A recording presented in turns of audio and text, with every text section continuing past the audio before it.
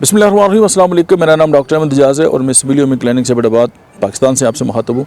आज हम बात करेंगे कि ऐसी दिमागी नाअहलियों के बारे में और ऐसे बच्चे जो दिमागी तौर पे जो है वो डल होते हैं और वो